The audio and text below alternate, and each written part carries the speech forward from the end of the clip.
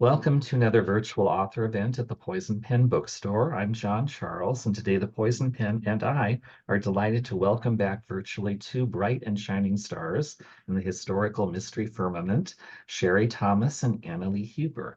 Anna's new book is a deceptive composition. It will be out soon in bookstores and libraries near you. Sherry's new book is the latest in her series, A Ruse of Shadows, which will also be published later this June.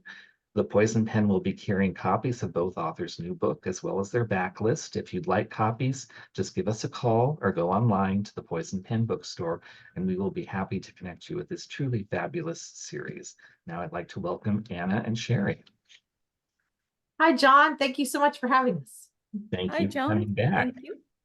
My first question for both of you, and we'll start with you, Anna, is tell us a little bit about yourself before you became a published author, because your career path was on a different trajectory, if I understand. Yeah, so before I became an author, I was living in Nashville, Tennessee.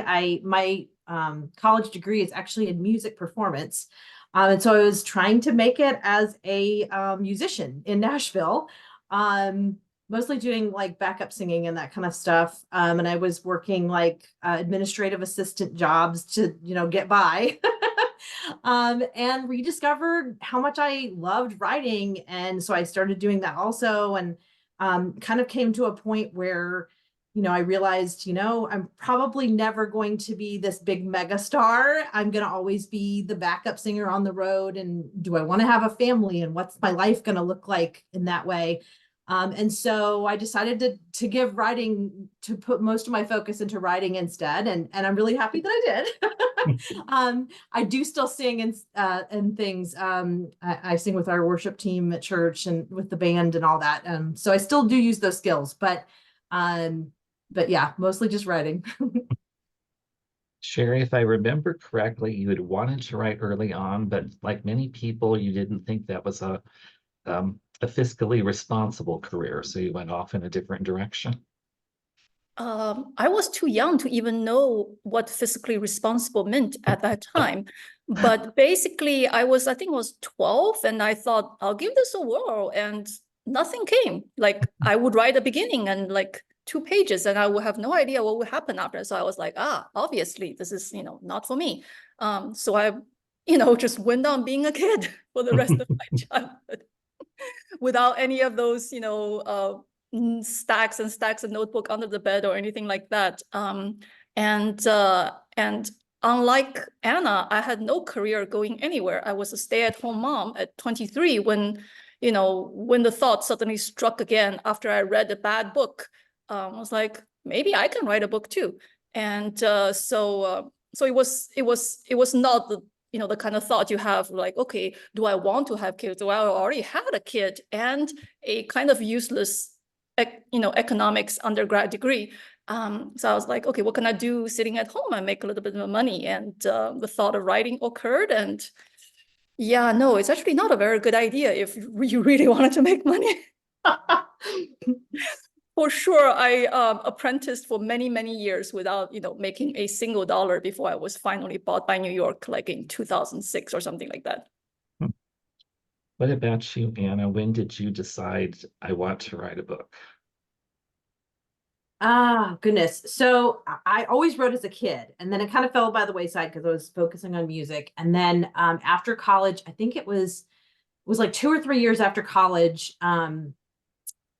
I had just kind of discovered enjoying reading again, just for fun, not having it assigned to me. So I was picking up mysteries, I was picking up historicals and romance and these things that I really enjoy. And it was actually a Memorial Day weekend. I remember having a 3-day weekend, and I was like, I'm just going to give this a shot. I'm just going to write for the weekend and see how it goes.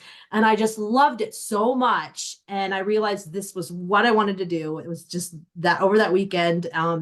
And so I just kind of never looked back. I just pursued it from then on out, and kind of just put my all into it. And The Anatomist Wife's my first published book, but that was not my first manuscript. That was, I think, my fifth finished manuscript. So I had a lot of apprenticing also to do to learn how to do it and how to succeed at it.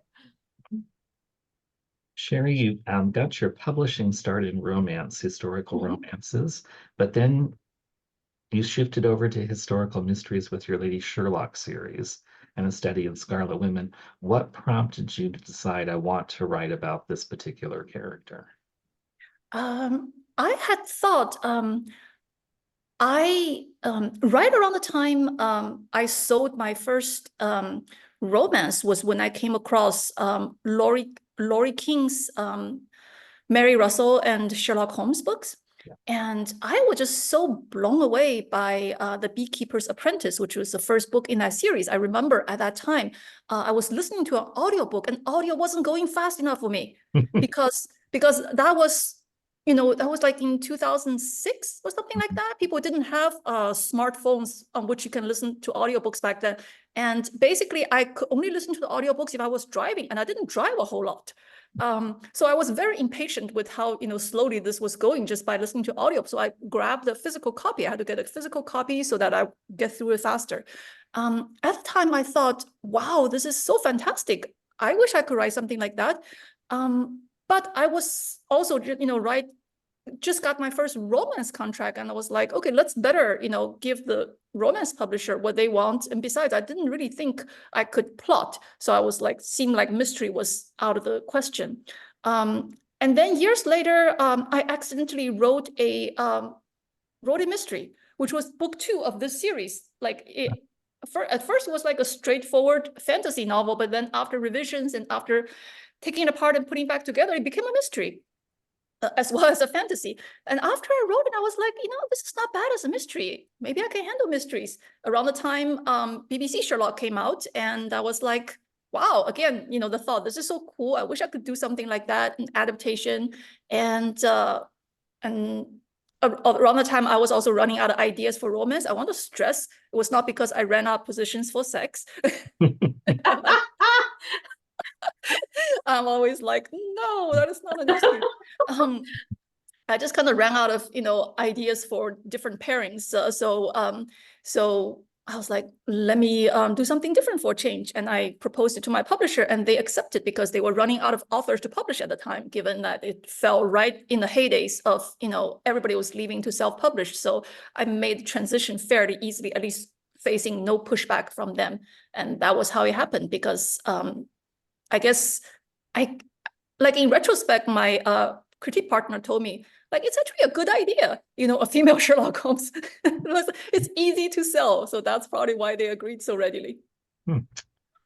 Anna, you introduced Lady, is it Kiera Darby, with The Anonymous Apprentice. She's a rather fascinating character. What made you think I want to give her this skill set? In particular, she knows about anatomy. She's an artist. Yeah, she's kind of an interesting dichotomy because I had been, so it's funnily enough, I'd been trying to write a historical romance with, and then I kept having dead bodies and things show up. And so I realized, wait a minute, maybe I need to write a historical mystery with a romance side plot. And so I had this character that just started talking to me. I was working on this other manuscript at the time, and I had been told, don't stop and jump on every idea. You need to finish it, And so she just wouldn't go away. And so I sat down for like a couple days, and I just let her talk. And basically that's the beginning of The Anatomist's Wife. It was just her telling me her story. And then I was like, okay, hold on. I got to figure out who this is. And so then when I realized I wanted to write a historical mystery series, there were already so many wonderful series. But the female protagonists were usually very charming, and they got people to tell them things. And I didn't want to write that. I wanted to do something different. And so I thought, well, I want to make her awkward. I mean, I want the male that she'll team up with. He can be the charming person, and she's awkward. And so what skills could she bring? And I thought of medicine. But at this time period, women weren't allowed to be doctors, especially if you were a gentlewoman. I mean, you didn't see dead bodies, you didn't attend funerals. So I thought I had to come up with this backstory for how on earth she would have any of this knowledge of anatomy.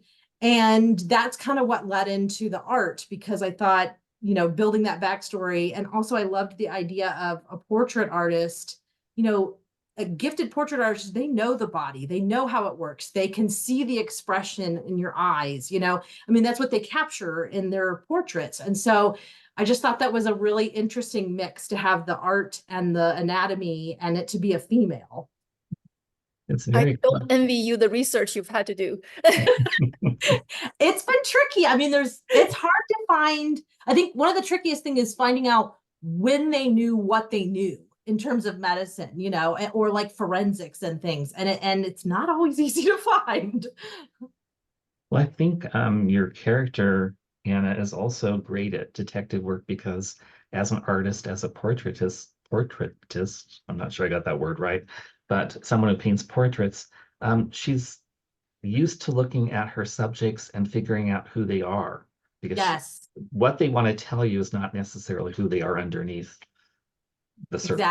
exactly. I can remember from my own art classes, you know, them talking about the art, you know, it's like 70 or 80% is what you're seeing. Like an artist sees things that the average person doesn't, you know, I mean, and that's how they're able to capture it. Like my teachers were always talking about how you needed to look longer at what you were trying to capture because you couldn't, otherwise you couldn't, you know, see what you needed to capture. So. Mhm. Sherry, I love Charlotte Holmes because you put her in a position in late Victorian times where she is a brilliant detective, but she has to figure out a way to get society to accept her, or at least give the illusion of acceptance. They accept, you know, her the ruse. They accept the front she puts on, right? That she Mhm. is just there for her brother. Yeah, to be Yeah. her brother's eyes and ears and interpreter. What can you tell us, Sherry, about the new book in the series, A Ruse of Shadows? Uh, it was uh that book was very hard to write. It was one of the hardest Lady Sherlock books to write for some reason. Um, and I think it started with like a very ambitious idea. I had been reading a lot of Chinese web novel, which deal a lot of times with like this imperial power struggle. Um, so I wanted to kind of write a large scale ruse, like a large scale chess match that, you know, everybody's playing, but it's not immediately obvious to the readers what they were playing about or for. Um, and that is much easier said than done. And I struggled tremendously with the secondary plot of this book. I was trying like one thing after another, and nothing worked until, you know, things finally fell into place. You know how when you write and things just start braiding together, some things just go just, you know, will not meld in the rest of the story, but something just start braiding together. So when the secondary plot fell into place, everything started coming together and previous characters came back. They were, you know, they were being made useful. And I remember even like I had a couple sticky notes saying, don't forget about this character, because ultimately it was about how we changed that character's fate. And yet there was so many things going on that I rarely do that. I don't have, you know, if I show you this office, there's not single sticky anywhere. I don't work like that, but I had to remind myself that way. And so it's quite amazing that it all came to the end. It did what it was supposed to do. And I was like, yes. Well, I don't think you give yourself enough credit, Sherry, because your books are what I call deceptively easy. On the surface, they look like everything just falls into place, but you often have very intricate kind of plots that weave in and secondary characters and all these stories. What I loved about A Ruse of Shadows is you kind of present readers with the idea that this is the book where Charlotte's going to get caught because it seems like she's the In one who trouble. murdered. Yes. Yeah, and then you have to get her out of that position. Yes. So, I mean, it's really hard to present a gigantic chessboard, right, to your reader. So you have to like draw them in from somewhere and then slowly like pan around to see, you know, everything that is going on. Hmm.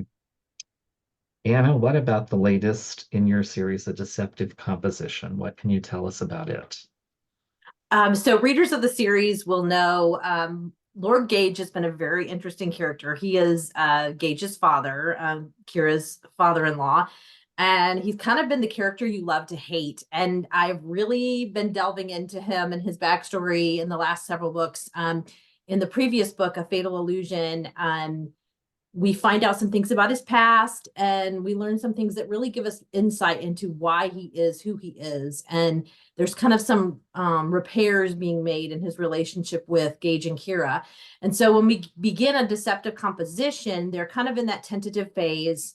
He's still recovering from injuries and that. And then they get a letter. He gets a letter from his relatives in Cornwall, who he has not seen in almost 50 years, for a very specific reason. And his uncle has died, and they believe that it was murder, and they want them to come and help solve this case. And Kira and Gage convince him that they need to go. And when they arrive, they're in Cornwall, they're in smuggler country, and they soon realize that nothing is as it seems. And so it was a lot of fun to write, because I got to delve into that backstory, and I've been hinting at it for a while. I've been talking about the Ross Carricks, who are rogues and smugglers, but I finally get to go meet them and see what happens. Both of you do an excellent job about mixing real historical people, events, details into your story with the details that you create as an author. So it's that blend of fact and fiction. Let's talk a little bit about how you research your time period. We'll start with you, Anna, because in the latest book, you bring up two things that I immediately think of in Cornwall, which is smuggling and wreckers. Yeah, so for my series, always before I even start a series, I do a huge deep dive. And then for each book, it's really kind of just whatever the story is about. So like this time around, it was smugglers and wreckers. And fortunately, I didn't actually have to do a lot of research, because I did a ton of research for that when I wrote my Gothic Myths novel that's self-published. It's a kind of a one-off right now, Secrets in the Mist. Except that's set in Norfolk. So it was a very different type of smuggling that was going on in that book. So, but I kind of just dug out my resources again, because I'd always wanted to do a Cornwall set book. And, it's really fascinating stuff. And I read even more, materials and things, and I learned things that we have a lot of, perceptions that we think this is the way it was. This is the lazy way to think it was, but there's a lot more truth underneath. And there's some really just fascinating little anecdotes, and I tried to weave some of those in. And I love the folk legends in Cornwall. That was a lot of fun to research. And the droll tellers, who are these like traveling kind of minstrels, and I got to use that and kind of make up my own legend that he tells in the story, that I kind of used to make my story work. So, and then I do spot research as it comes up, like all authors do when you have a question. So, Sherry, you've been writing your series for a while now. How do you go about researching? Is there certain things you need to know for each book? Do you already have the knowledge about Victorian methods of deduction, working with police, the setting? Are there particular sources you find helpful? If I remember correctly, you at one point liked using travel guides or things like that. Yes, I do. I do like using travel guides written for people of that era. So that kind of gives you an accurate idea. Like, if you actually need to know, like, what time was the British Museum open, they not only would tell you what time is it open, but they will tell you things like, in summer they have longer hours, or, at this and this time babies can be brought in, stuff like that. That's like quite useful. And I think I write in a slightly later period than Anna. So there's like just basically a ton of, digitized books that are available on Google Books, because the Victorians love to write everything down. But then also, it is good to have, I do like it when, in contemporary times, people will look back and summarize bits of history for you that people may not have. For this book, for example, there are some boxers. We meet a few boxers who come in as secondary characters. Charlotte is looking for somebody, and she thinks, these boxers might lead. So we dive a little bit into that underbelly that, that your average fancy, lady or gentleman sitting at home may not be writing about things like that. It's not for a wide audience, because that is kind of the underworld, and the Victorians are kind of prudish. But so it is good to come across contemporary people who will point you to sources and stuff like that. So that's good. I'll let them tell me about their real estate, and let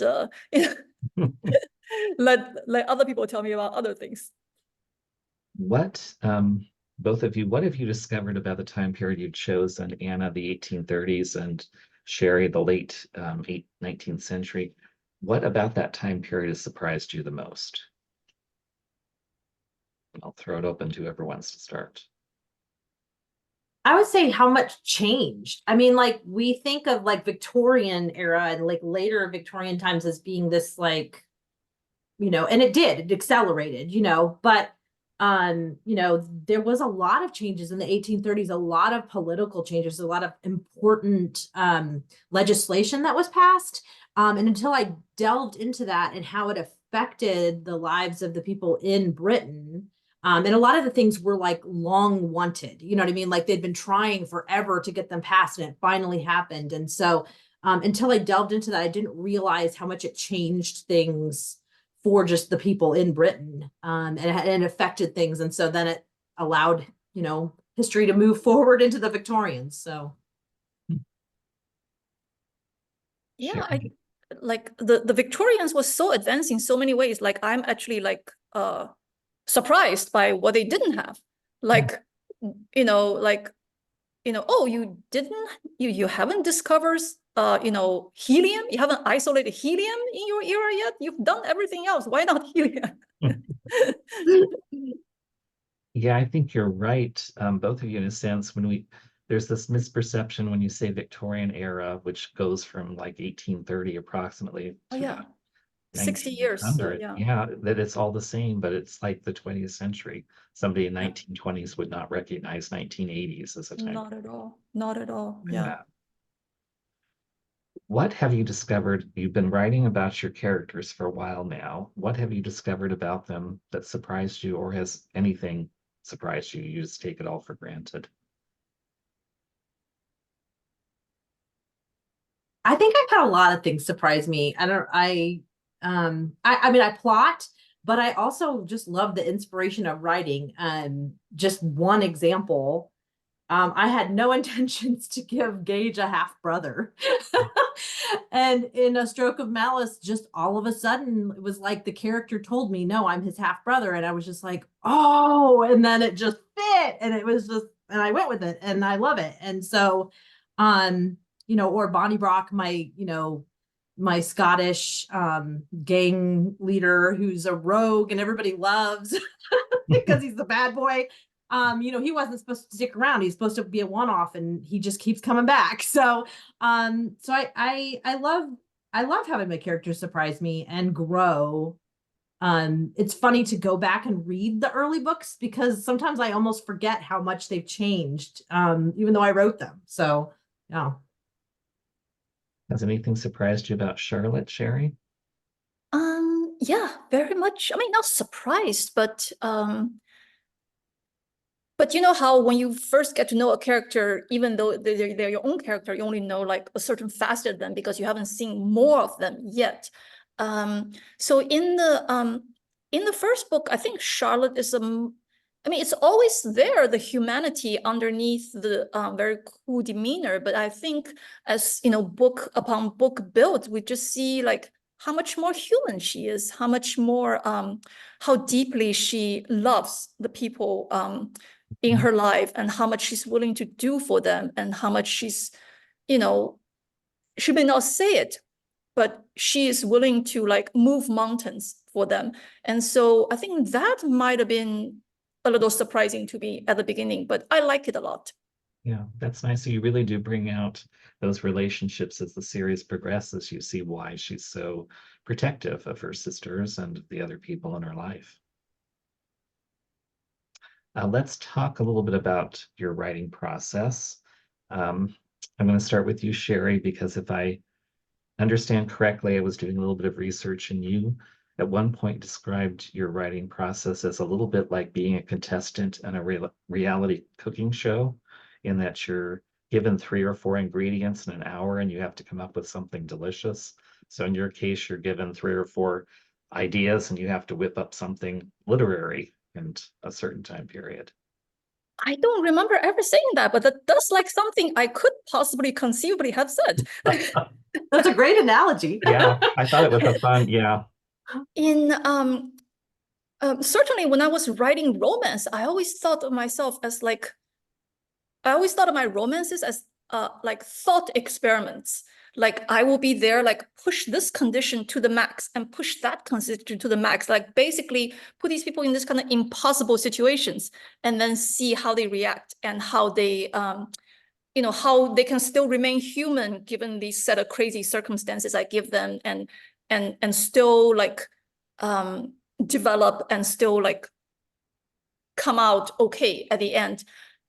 With mystery, it's in a way, mysteries is slightly easier to write, especially if you write mystery in a series. You don't have to like reinvent the wheel every time. Your characters, once you have your character in place, they grow, but there's still you kind of know a bit more about your characters going in. So then each time, then it becomes to find out how they how like my main criteria for the Lady Sherlock series is how can I make each case kind of personal without necessarily all the time throwing people into danger, because I don't believe in throwing characters into danger. I feel like enough danger and you are dead, you know. Yeah. I was like, okay, like a hint of danger is okay, but I don't like characters in danger all the time. So I was like, how do I manage to make it like make my characters care about what's going on without like putting them into danger? So that's just kind of like, and then you kind of think, okay, what can I do to, make this happen? And then it's just, your own idiosyncratic writing process. I cannot see the story very well. So I have to just start with something. I just have to start writing and see what comes out and what comes, like see if I can push it like 800, 1,000 words further and see if, that seems to be in the general right direction. And then I keep writing. And so that's just it for me. What about you, Anna? Yeah, so I mean, I always, they always talk about plotter pantser, I kind of fall in the middle very much. I say I'm a plotzer, because I have to have some kind of like outline, like a framework, but it's pretty general at first. And then the deeper I get into the book, I tweak. Because I find I get better ideas once I get going. It's like I need my characters to start moving and interacting and, tell me what they want to do. It's me doing it, but you know what I mean? My subconscious. And so, it's kind of, I'm very much a hybrid about that. And some books I do a lot more plotting, and some books I don't do hardly any. So it just depends on the book and what the subject matter is and what the mystery is and how much it really needs to be plotted. Both of you have been writing successful series for a while now, and I'm just guessing from a perspective of a reader that there are advantages to writing a series. Are there disadvantages? How do you make sure that each book stands alone while also being part of a series? Do you always know? I mean, when you were starting out, did you know this? I'm going to go for 8 books. I'm going to go for 10 books. Because I'm sure there are arcing things that connect the overall series as well as individual. I mean, I think it's a challenge, but I'll let you tell me. Is it easy as pie or something that takes a lot of work?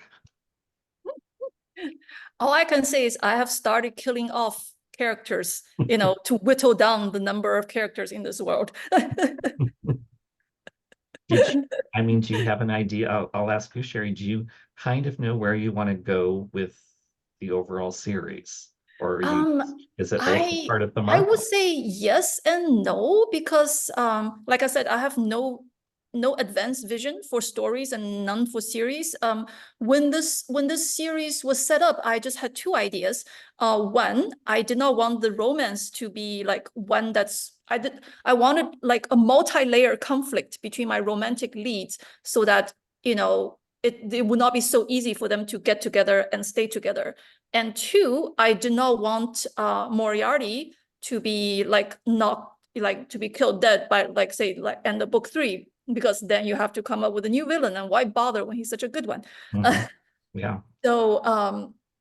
So that was my 2 guiding points, and I think I've reached. And I've always said maybe around, maybe this arc that I started with will run 10 books, and it looks like I am like kind of correct. So we shall see. We shall see if this current arc does wrap up by 10 books, and if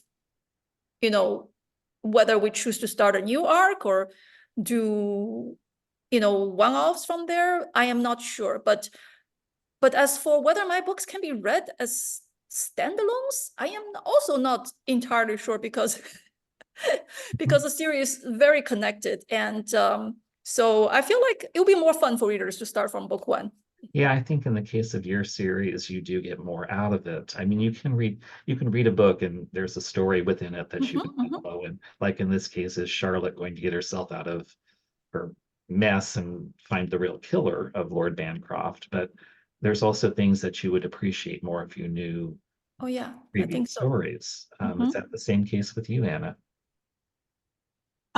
Yeah. I mean, I feel like it is a series. All the books feed off of each other. And I guess I've always thought of them, I think, in arcs. I guess every book has its own contained arc, and then multiple books have arcs. And then the whole series has an arc. So a lot of times when I'm working, I'm kind of thinking more of the multi-book arc. So like when I started out, my hope was to get to where I get in the plot of book 7. I had that in my mind. It seemed like the perfect spot because of what happens in history, and it fits what Kira's backstory is. And I was hoping I would get to that. And so when I got to write beyond that, I was just thrilled because it was just like bonus. So, and then since then, I've kind of added other arcs, and sometimes they overlap each other. And like the Lord Gage arc, that I'm kind of coming to the end to in this book that's coming out. And then it's kind of a matter of just thinking about new arcs to start. So I always think maybe I'll finally get to the point where I want to wrap it up, but then I get other ideas. And so the characters keep telling me more things they want to do. And so I just kind of go with it and hope I get to keep writing it. And, I would say the trickiest thing is, you want to keep your ongoing readers happy, but you also have to remember somebody may be jumping in at that point. And so there's this kind of dance you do, this balance of giving enough information, but not boring the people that already know it. And so I always find that to be kind of tricky throughout the book, especially the further on you get, because there's more information to be, doled out or not doled out. Does writing a successful series in any way handicap you as an author because you can't pursue other projects? Do you feel like I have all these other ideas that I want to do, but I'm committed to this particular series? Or is it something that doesn't really come into play? Yeah, for me, a little bit. I'm getting to that point where, because I'm writing 2 series, so it takes a lot of my time. And I have some other things I want to do. So I'm just trying to figure out how to make that work. Well, you managed to sneak in a few books in between. You just had your first historical novel, I think, come out this year. I have. So yeah, I'm figuring all that out. I'm trying to make it work. Or I may just have to go down to 1 series. I don't know. So we'll see. Sherry, you've written some other things, some YA books, some other Yeah, things. I have not written too many other things during the time I've been writing the Lady Sherlock books. I feel like I used to produce more when I was a romance writer, but also never more than, say, 3 books every 2 years. I think more than that, my brain just kind of shuts down. And it did have, like, I wrote the Magnolia Sword, which is like a retelling of the original Ballad of Mulan between, like, can't remember, maybe books 4 and 5 of the Lady Sherlock book. And that was like, it was really hard. It was just like I felt like writing those 3 books back to back kind of run my brain dry.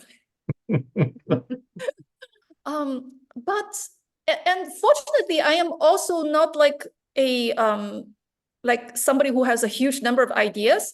So it's okay. I don't feel like oh, I look at all these books that I don't get to write. I'm just, for me, it's more like, oh, look at those 2 books I don't get to write. Because, and I'm sure I'll fit them in somewhere somehow, you know. Well, I think sometimes as readers, we get this incorrect idea that every author can write 5 books a year or 10 books every 2.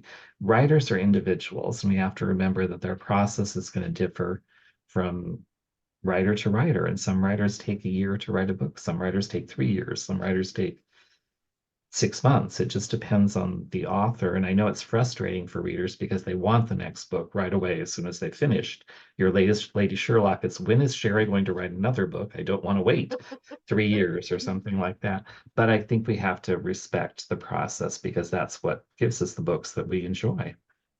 Yeah, meanwhile, Sherry's brain is like just like outside her body, cooling in a basin somewhere, for preservation. A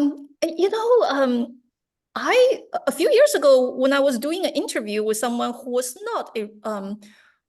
not a romance writer, and I got called prolific. And the first time I heard that word, I almost fell off my chair because I feel like I'm one of the slowest romance writers there is, who like still somehow managed to make a living. And then I thought to myself, you know what? Even at that point, I'd written almost 20 books. And I was like, actually, I think romance authors just push the standards out way too far as to how fast they could write. I feel like, 20 books is prolific in a lifetime for anybody already.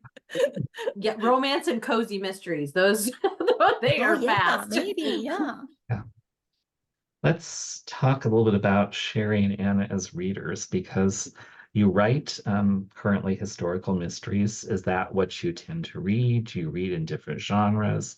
What are some of the books that you've found to be kind of touchstones in your own reading life? And maybe if you're open to it, what are you looking forward to reading, or what's on your reading list? You want to start, Anna? Sure. I always talk about Mary Stewart because I just love her. Yeah. Her romantic suspense books are just stellar, and they're my favorites. Several of them are my favorites. I find it really hard to pick one because I love them. And I just adore Susanna Kearsley. I think she's amazing. Her books are amazing. And so many others. I guess I have a lot of touchdowns. I do read a lot of historical mystery because I love them, but I also read romance. I also read historical, and then I've started to branch out a bit more this year, trying some different things, things I never thought I would actually try. Like, I'm not a big horror reader, but there's been 1 or 2 that I've enjoyed this year. So although they're more gothic-y than super horror. I can recommend a couple books. I just actually have blurbed a couple books recently. I got asked to read some advanced copies. And so 2 of them that will be coming out later this year that I recommend is The Burning of Rosemont Abbey by Naomi Stevens. It's set in the 1950s in Britain, and it's excellent. And Murder at Highbury, which is Vanessa Kelly's first book in a series where Emma Knightley, Emma, now Mrs. Knightley, is going to be the heroine. So that was delightful. So and a book that I found, it's a couple years old. I just recently borrowed it from the library and really enjoyed it. Was called Fatal Inheritance by Rachel Ruse. So I recommend that if you've never heard of it. It's also like 1950s or late 1940s, and it's it's the southern coast of France, and it's just very, glitzy, and there's drama, and there's an inheritance that's up, and and kind of cattiness, and anyway, it was good. Sherry, what about you? Were you always a fan of Sherlock Holmes? Are there other books that have been important to you over the years? I read a huge amount of romance growing up, a huge amount of romance and science fiction, and to this day, I I tend not to read what I write. If I write something, I tend not to read too much of it. But I also received a couple of books to blurb that I am quite enjoying. One is, gosh, I cannot actually remember what her new name is. Elizabeth Essex has a Oh, kind of gothic Gilded Age mystery coming out called Misery Loves Company. And I think her new last name is Hobbs, but I cannot remember what the first name is. Maybe it's Elizabeth Hobbs, I'm not sure. And also from my agent, Ali Carter is coming out with a adult mystery called The Most Wonderful Crime of the Year. So I'm looking forward to both of these. And otherwise, it's funny because I look at the couple books I'm reading, and I'm basically reading lesbians in space books. that is such a big trend in romance, the sapphic romances. And no, I'm not even sure they are romance per se. They're like more like science fiction books. I'm reading Gideon the Ninth, and I'm reading This Is How You Win the Time War. And I think a few years back I read The Stars Are Legion by Cameron Hurley, which looking back also lesbians in space. I feel like maybe because the sci-fi space doesn't produce a ton of great romances, so that if I actually see something like lesbians in space, I'm like, if you're telling me somebody's a lesbian, like there's gotta be a romance. Well, I think it's also part of this whole trend. Well, it's been ongoing for years, but blurring between genres. Annie, you mentioned horror, and that's creeping into mysteries, into suspense, into romance, and Gothic is being thought over by mystery and romance writers and even historicals.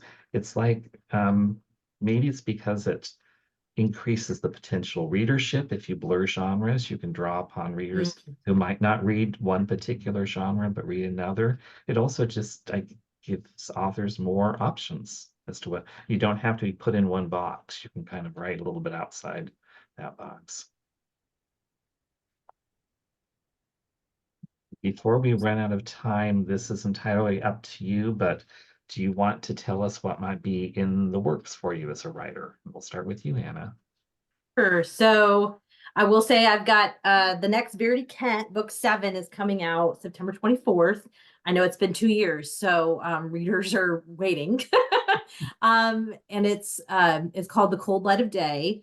It's actually the first of kind of a trilogy that's going to be set in Ireland during the Irish Revolution. So yeah, so Verity gets herself into some hot water there. And I am actually writing the next Lady Darby right now, book 13. It is called A Tarnished Canvas. And that will be out next June. Sherry, is it you mentioned, is there another Lady Sherlock in the works, or is that? There is definitely, I am contracted for another Lady Sherlock, but as we speak, I am finishing up a contemporary mystery, which my publisher has asked me to write. And I can't say too much about it yet because I think they haven't made any announcement. So I have to like sort of keep more of the details under wraps. But suffice to say, I am kind of delighted with it because because it is very rare that I'm approaching the end of a book and I am not like hating my life like super hard. like my brain seems to be functioning and the book is working and I'm like going over parts I had written earlier and I was like, instead of saying, oh my God, there's so much work needs to be, I'm like, this is actually not halfway bad. I can work with so I am, you know what that is, Anna. So it's like, oh yes. yeah. So I'm actually kind of delighted. So my critique partner likes it, and that's like, my critique partner and my editor both like it. So like their opinions don't concur very often. That's great. So I am quite interested to see what reception that gets, but it's kind of just nice to write something else for change. And how can readers learn more about you and your books? Are you on social media? We'll start with you, Sherry. I have profiles on Facebook, Instagram, and Twitter, but I am equally inactive in all of them, unless it's book release time. And but you can find me at sherrythomas.com, which is the easiest way. And I guess hopefully you'll hear about me from other writers, which is like I am bad at marketing myself, so I've always depended on other readers. I mean, sorry, not other writer, but other readers to get the word out. So hopefully, you don't have to look for me. This is my greatest hope, that my books will be pushed on you by others. That's not me. We love to push your book, Sherry. What about you, Anna? Yeah, my website's probably the easiest place to find all of my links, annaleehuber.com. But I am on Facebook, Instagram, TikTok, YouTube. I think that's it. They're all there. So, and a newsletter. So That's enough, I think, for any author to handle. I can't believe how quickly our time has gone by. We've been very fortunate at the Poison Pen to have with us two sterling authors, Sherry Thomas and Anna Lee Huber. Their new books will be out this month in June. Order them from the Poison Pen if you're inclined. If not, try your local library or your local independent bookstore. You'll be happy you did. I'd like to thank Anna and Sherry for sharing some time with us today and talking about their books. And thank you for tuning in to another virtual author chat at the Poison Pen Bookstore. Thank you, Anna. Thank you, Sherry. thank Thank you. you.